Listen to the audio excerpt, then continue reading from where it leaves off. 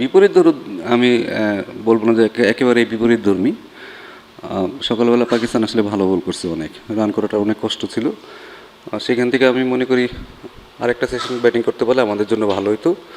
But দিন শেষে আমরা তো 400 রান ক্রস করছি। আমার মনে হয় যে আরও হয়তো 50 রান করলে আমাদের জন্য অনেক বেটার হতো।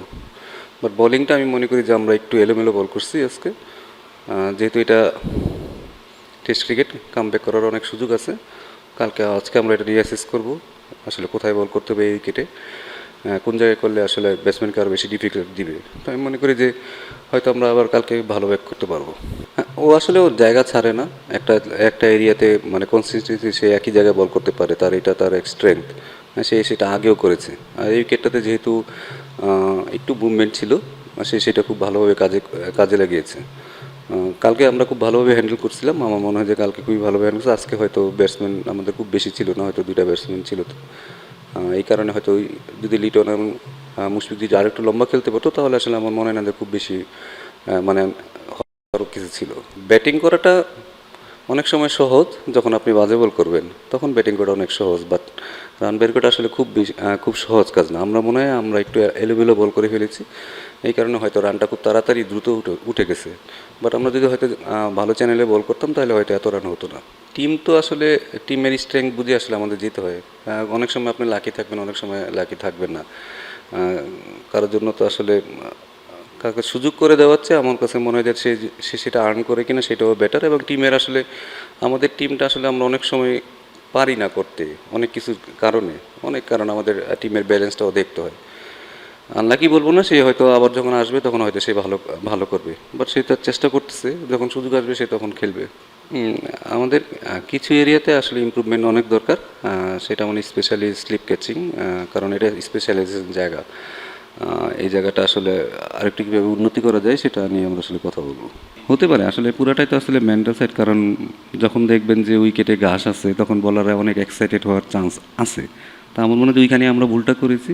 আমাদের আসলে ভালো জায়গায় মেনটেন করাটা খুব বেশি জরুরি ছিল, সেখানে হয়তো আমরা সেই ভুলটা করেছি। না, আসলে আমাদের নর্মালি আমাদের এম থেকে আমরা আসলে 5 সেশন করতে পারি। তো সেইভাবে আসলে আমরা সেই লক্ষ্যেই যাচ্ছিলাম। শর্টস খেলে আউট হয়েছে আসলে মাঝে মাঝে হইতেই পারে। তো এটা নিয়ে আসলে খুব বেশি হতাশ হওয়ার কিছু নেই। নর্মালি টিম সিলেকশন বা ইয়েতে আমরা আসলে থাকি না। তারপরও আমার কাছে মনে হয় যে স্পেশালি ইনিংসের খেলায় এই রাইটি লেফটি চিন্তা করাচ্ছে, কারণ ওরা তো পরপর 3টা লেফটি নামছে। খুব খুব বেশি অসুবিধা হয়েছে। যে ভালো সে সব জায়গায় ভালো হবে, ঠিক আছে, যে খারাপ সব জায়গায় খারাপ হবে। তো আমার মনে হয় যে আমরা ভালো জায়গায় বল করি নি, সেটা হচ্ছে আসলে আমার কাছে মনে হয় যে সেটাই আমাদের যদি আজকে দিনটা সবচেয়ে বলেন যে আসলে পেস বোলিংটা একটু ভালো ভালো জায়গায় বল করা উচিত ছিল। দেখুন এই উইকেটে আমার কাছে মনে হয় এখনও বলারদের অনেক কিছু করার আছে, স্পেশালি পেস বোলারদের। আমরা বললাম তো আজকে আমরা যেহেতু একটা সেশন ভালো বল করি নি, এটা ভিজিবল, এটা সবাই বুঝতে পারতেছে যে আমরা আসলে ভালো বল করি নি। তো এটা আসলে ফিক্স করাটা খুব সম্ভব এবং এটা খুব তাড়াতাড়ি করবে, কারণ আমাদের ফাস্ট বোলাররা সবসময় আমাদেরকে ম্যাচ জিতিয়েছে এবং তারা এক্সপিরিয়েন্স, তারা আমার মনে হয় যে তারা কালকে ভালো করবে। দেখুন খেলা তো আরও 3 দিন বাকি আছে, আর এখনও তারা মোটামুটি অনেক রানই পিছিয়ে আছে। আমার মনে হয় যে আমি আবারও বলবো যে এখানে আসলে স্পিনারদের খুব বেশি কিছু করার নেই। বল এখনও ঘুরতেছে না, বল সোজা স্টাম্পে ব্যাটই আসতেছে। হয়তো মাঝে মাঝে দিয়ে একটা লো করতে পারে, বা সেটা পুরাটা ম্যাচের সিনারিও না। তো সিনারিওটি হচ্ছে আমরা একটু ভালো জায়গায় বল করি, পেস বোলারের জন্য ধারাবাহিক অনেকগুলো ওভার যেন আমরা কন্টিনিউ ভালো বল করতে পারি, তখন হয়তো আমাদের উইকেট পড়ার চান্স বেশি থাকে।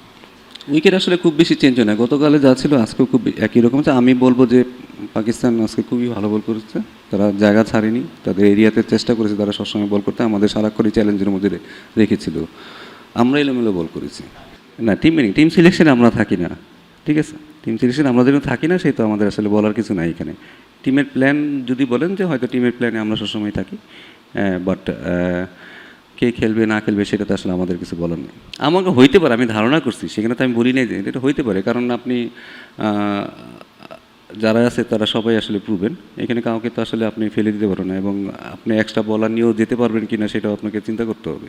দেখুন একদম মানসিকভাবে আপনি যে কোনো ফাস্ট বোলারই যখন উইকেটে দেখবে যে ঘাস আছে, তারা এক এক্সাইটমেন্ট আসতেই পারে, কারণ যেহেতু বলে মুভমেন্ট আছে, বল জোরে যাচ্ছে, তখন যে কোনো বলারই হয়তো চিন্তা করে যে হয়তো আমি পেস দিয়ে তাকে বিট করে ফেলবো।